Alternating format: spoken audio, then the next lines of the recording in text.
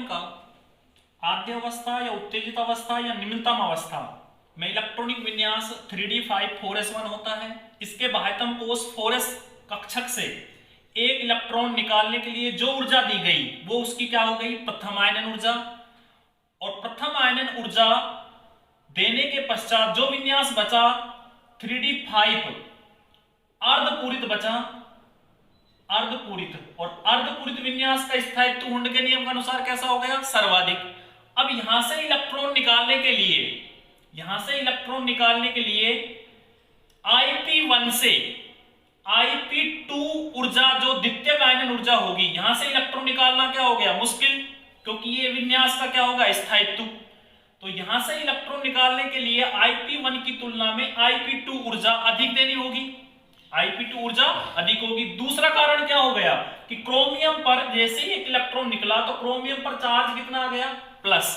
तो plus charge आने पर किसी भी धातु परमाणु या परमाणु पर जब आयनिक अवस्था आती है तो उसके आकार में क्या होती है, कमी। और जब आकार में कमी होती है तो प्रभावी नाभिकीय आवेश, इफेक्टिव न्यूक्लियर चार्ज, प्रभावी नाभिकीय आवेश का मान बढ़ जाता है, जिससे इलेक्ट्रॉन केंद्रीय भाग नाभिक की तरफ प्रबल बल से आकर्षित हो जाते हैं। अतः अब इस आयनिक अवस्था में उपस्थित क्रोमियम से इलेक्ट्रॉन निकालने के लिए अतिरिक्त ऊर्जा की आवश्यकता होगी। इसलिए IP2, अपन प्रश्न पर जाते हैं, IP2 का मान IP1 से क्या हो गया, अधिक। यानी कि अपन ये लिख सकते हैं IP1 लेस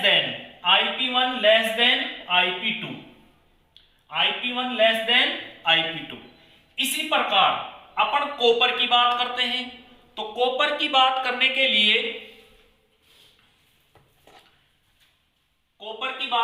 लिए ये आपको सभी को समझ में आ गया होगा। कॉपर का जो सामान्य इलेक्ट्रॉनिक विन्यास है, ये एटॉमिक नंबर कितना होता है, 29। इलेक्ट्रॉनिक विन्यास क्या हो गया, आर्गन 18 3d9 4s2। अब इसके अपन कॉपर के आद्यावस्था, कॉपर 29, आद्यावस्था, उत्तेजित अवस्था, निम्नतम अवस्था की बात करें तो इसका विन्यास क्या हो जाएगा, 3d10 4s1। 3d10 4s1। अब 3d10 4s1 इसका क्या हो गया, इलेक्ट्रॉनिक विन्यास। इस इलेक्ट्रॉनिक विन्यास में से यदि अपन एक इलेक्ट्रॉन निकालें तो कौन सी ऊर्जा दी जाएगी, IP1, प्रथम आयनन ऊर्जा। तो विन्यास शेष क्या बचेगा, 3d10 4s0। क्या बचेगा, 3d10 4s0। और उसी प्रकार जैसे Cr पर प्लस चार्ज था, उसी प्रकार Cu पर भी कैसा चार्ज हो जाएगा, प्लस। Cu पर भी कैसा चार्ज हो जाएगा, प्लस।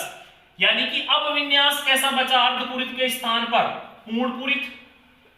कैसा बचा, अर्धपूरित के स्थान पर पूर्णपूरित। और पूर्णपूरित विन्यास वाले तत्वों का स्थायित्व अकॉर्डिंग टू हुंड के नियम के अनुसार स्थायित्व सर्वाधिक होगा। अतः अब यहां से इलेक्ट्रॉन निकालने के लिए अतिरिक्त ऊर्जा की पुनः आवश्यकता पड़ेगी। इसलिए वही स्थिति जो क्रोमियम के अंतर्गत थी, वही स्थिति किसके अंतर्गत हो गई, कॉपर के अंतर्गत। क्योंकि कॉपर की IP2 किससे ज्यादा हो गई, IP1 से। तो अपन इस प्रश्न का आंसर किस प्रकार दे सकते हैं, आंसर की बात करें तो कॉपर तथा क्रोमियम तथा कॉपर की आद्यावस्था, उत्तेजित अवस्था या निम्नतम अवस्था में इलेक्ट्रॉनिक विन्यास अर्धपूरित 3d5 और पूर्णपूरित 3d10 स्थायित्व युक्त शेष बचता है। अतः बाह्यतम कोश से इलेक्ट्रॉन निकालने के लिए अतिरिक्त ऊर्जा की आवश्यकता होती है। इसलिए द्वितीयक आयनन ऊर्जा का मान प्रथम आयनन ऊर्जा से सर्वाधिक पाया जाता है। तो सभी स्टूडेंट्स को ये क्लियर हो गया होगा। तो अगले अपन टॉपिक की बात करते हैं, वो टॉपिक है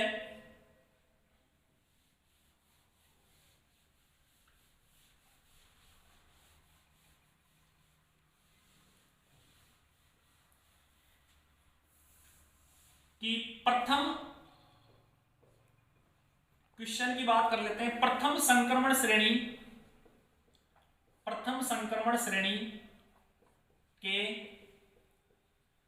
सभी तत्वों का परमाणुीय आकार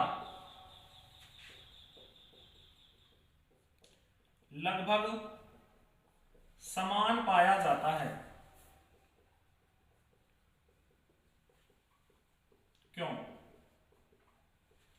प्रथम संक्रमण श्रेणी के सभी तत्वों का परमाणुीय आकार लगभग समान पाया जाता है। क्यों? प्रथम संक्रमण श्रेणी के तत्वों की बात करें तो अपन scandium, titanium, vanadium, chromium, manganese, iron, cobalt, nickel, copper और जिंक। तो डियर स्टूडेंट्स, आपको इनके इलेक्ट्रॉनिक कॉन्फ़िगरेशन के बारे में पता है। इसका इलेक्ट्रॉनिक विन्यास जब अपन भरते हैं तो बाह्यतम कोश में विन्यास क्या आता है? 3d1, 3d2, 3d3, 3d4, 3d5। यहां तक जो इलेक्ट्रॉनिक विन्यास है उसके आधार पर इसका एटॉमिक नंबर 21,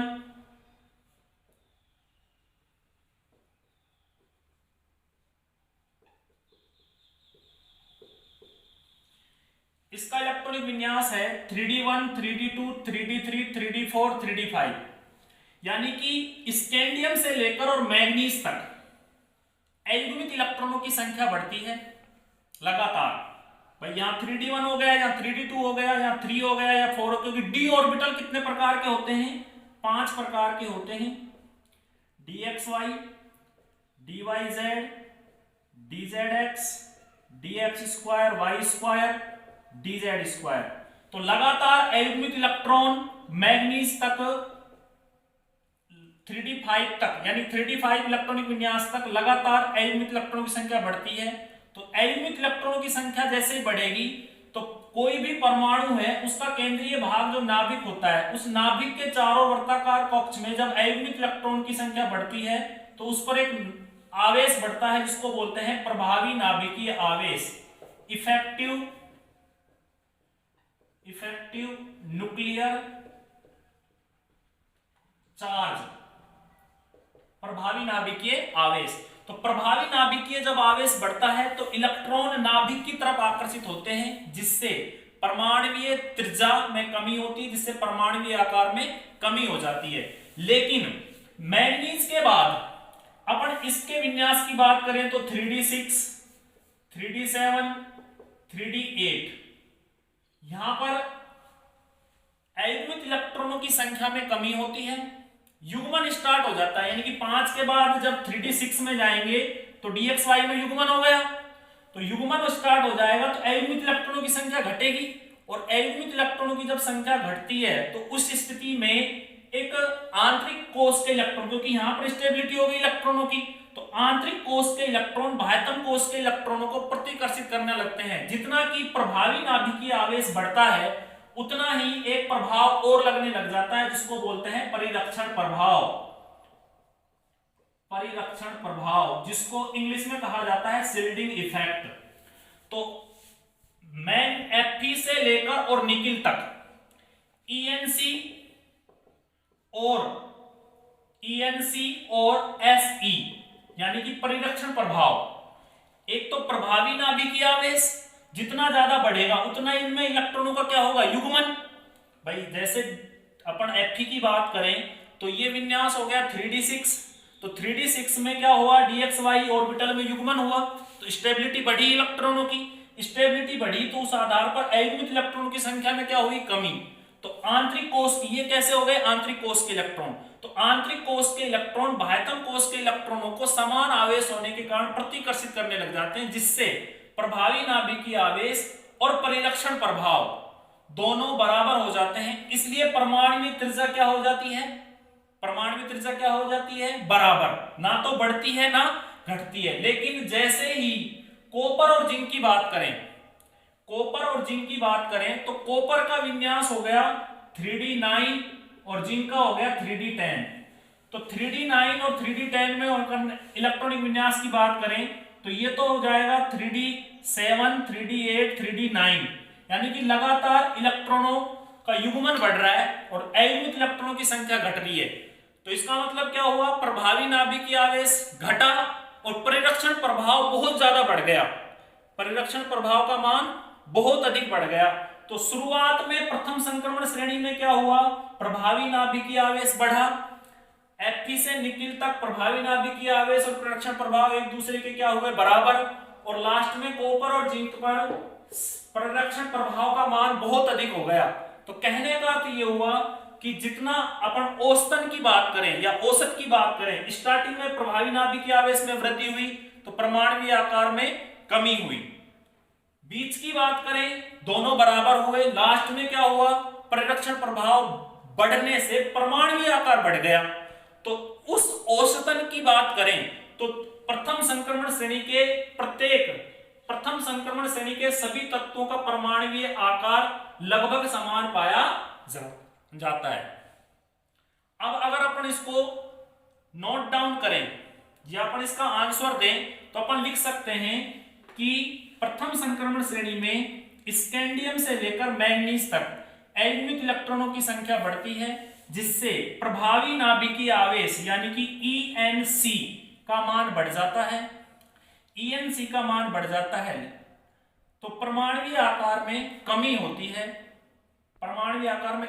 जबकि Fe से और निकिल तक, आयरन से और निकिल धातु तक एल्यूमिनियम इलेक्ट्रॉनों की संख्या में कमी होती है, इलेक्ट्रॉनों का युग्मन होता है, जिससे प्रभावी नाभिकीय आवेश और परिरक्षण प्रभाव एक दूसरे के बराबर हो जाते हैं। और कॉपर और जिंक की बात करें तो जितने प्रोटॉनों की संख्या केंद्रीय भाग नाभिक में प्रोटॉनों की संख्या बढ़ती है, यानी कि जितना प्रभावी नाभिकीय आवेश कॉपर और जिंक के बीच में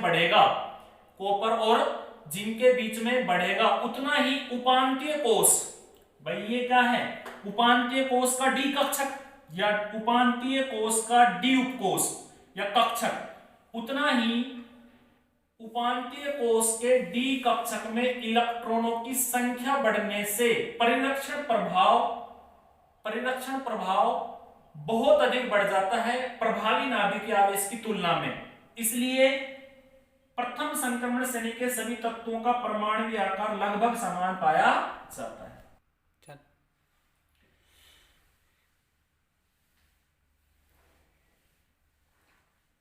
तो डियर स्टूडेंट्स, आपको दोनों प्रश्न समझ में आ गए होंगे। पहला प्रश्न मेरा आयनन ऊर्जा पर था कि कॉपर और क्रोमियम दोनों की प्रथम आयनन ऊर्जा की तुलना में द्वितीयक आयनन ऊर्जा का मान सर्वाधिक होता है। पहला प्रश्न आपको मैंने क्लियर रूप से समझा दिया। दूसरा प्रश्न ये था, प्रथम संक्रमण श्रेणी के सभी तत्वों का परमाणुीय आकार लगभग समान पाया जाता है, क्यों? उसको मैंने आपको डिटेल में बताया कि भाई स्कैंडियम से मैंगनीज तक एल्यूमिनियम इलेक्ट्रॉनों की संख्या बढ़ती है, जिससे प्रभावी नाभिकीय आवेश बढ़ जाता है, जबकि Fe से निकिल तक प्रभावी नाभिकीय आवेश और परिरक्षण प्रभाव एक दूसरे के बराबर होते हैं, तथा कॉपर तथा जिंक में परिरक्षण प्रभाव बहुत ज्यादा बढ़ जाता है प्रभावी नाभिकीय आवेश की तुलना में। तो इसका आंसर आप ये लिख सकते हो कि स्कैंडियम से लेकर मैंगनीज तक एल्यूमिनियम इलेक्ट्रॉनों की संख्या बढ़ती है, जिससे प्रभावी नाभिकीय आवेश बढ़ जाता है, परिरक्षण प्रभाव के मान में कमी होती है, परमाणुीय आकार घट जाता है, जबकि Fe से और निकिल तक परिरक्षण प्रभाव और प्रभावी नाभिकीय आवेश दोनों बराबर होते हैं, इसलिए परमाणुीय आकार लगभग समान होता है, जबकि कॉपर तथा जिंक में परिरक्षण प्रभाव का मान प्रभावी नाभिकीय आवेश की तुलना में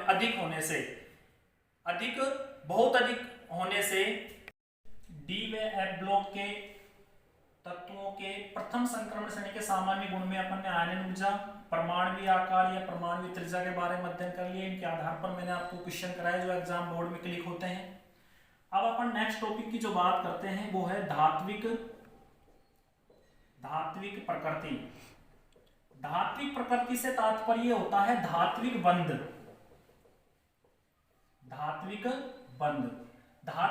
क्या होता है? जो दो समान धातु परमाणुओं के एल्यूमिनियम इलेक्ट्रॉन के साझे के फलस्वरूप एक सह संयोजक बंध निर्मित होता है, उस बंध को अपन धात्विक बंध कहते हैं। जैसे लिथियम की बात करें तो लिथियम का परमाणु क्रमांक 3 होता है, इलेक्ट्रॉनिक विन्यास 1s2 2s1, बाह्यतम कोष में एल्यूमिनियम इलेक्ट्रॉन है, तो लिथियम और लिथियम के बीच एल्यूमिनियम इलेक्ट्रॉन का क्या होगा? साझा। और बनने वाला बंध क्या होगा, मेटेलिक बॉन्ड होगा। क्या होगा, मेटेलिक बॉन्ड होगा, धात्विक बंध होगा। यानी इसी के आधार पर अपन संक्रमण श्रेणी के तत्वों में धात्विक गुण का अध्ययन करते हैं। जैसे मैं एक प्रश्न की बात करता हूं,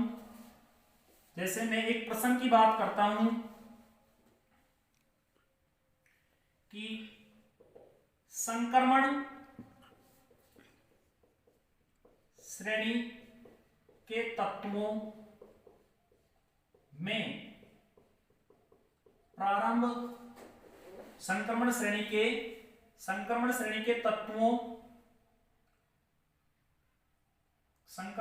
के तत्वों के प्रारंभ में धात्विक गुण में वृद्धि होती है और अंत में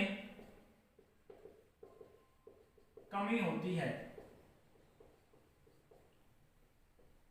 क्यों? ये प्रश्न क्लिक होता है बोर्ड एग्जाम में, संक्रमण श्रेणी के तत्वों के प्रारंभ में धात्विक गुण में वृद्धि होती है और अंत में कमी होती है, क्यों? इसके आंसर को अपन लिथियम धातु के बीच निर्मित होने वाले मेटेलिक बॉन्ड के आधार पर समझते हैं कि भाई लिथियम परमाणु के बाह्यतम कोष में युग्मित इलेक्ट्रॉन के बीच साझा हुआ तो निर्मित होने वाला बंध सहसंयोजक प्रकृति का मेटेलिक बॉन्ड माना गया, क्योंकि लिथियम धातु के बीच में एक अनुनाद भी पाया जाता है जिसे तुल्यकालिक अनुनाद कहते हैं।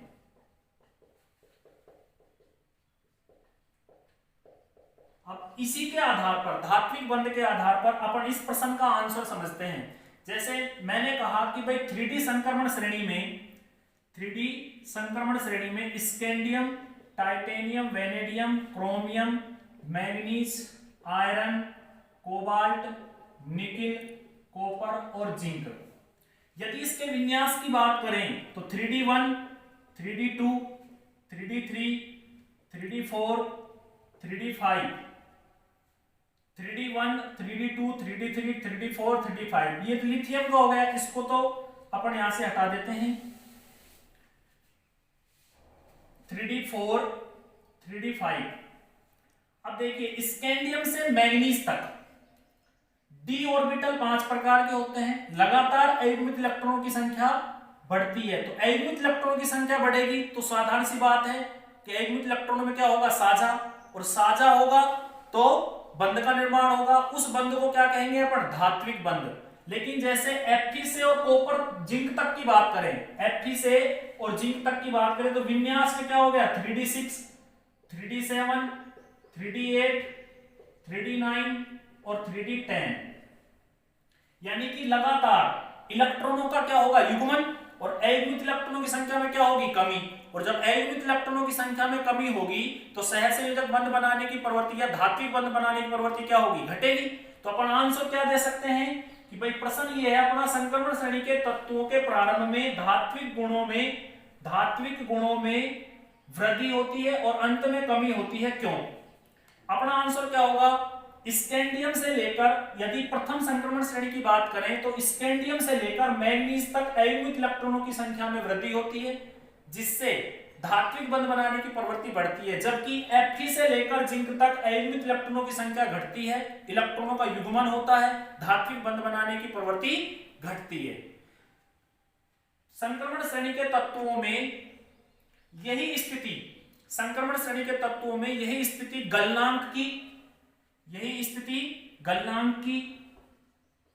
गलनांक की और क्वथनांक की पाई जाती है।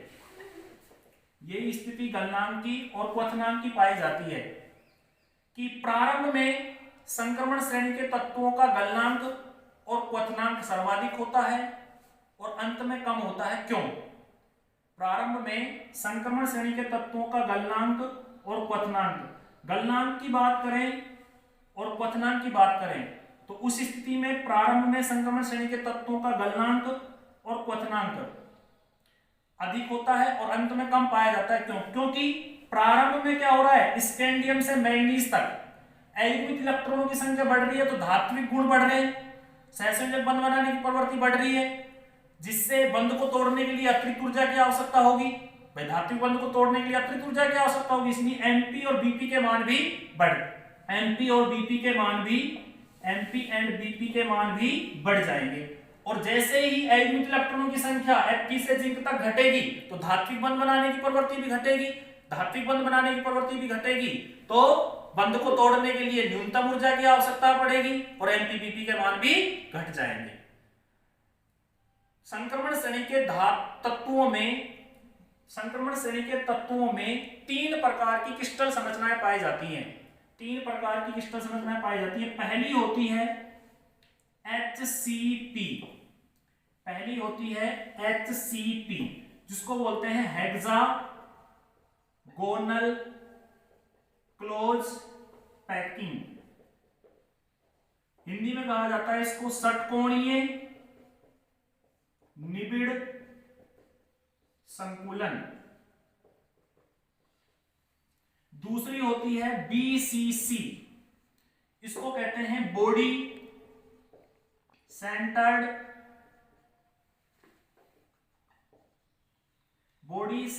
सेल, काय केंद्रित संरचना।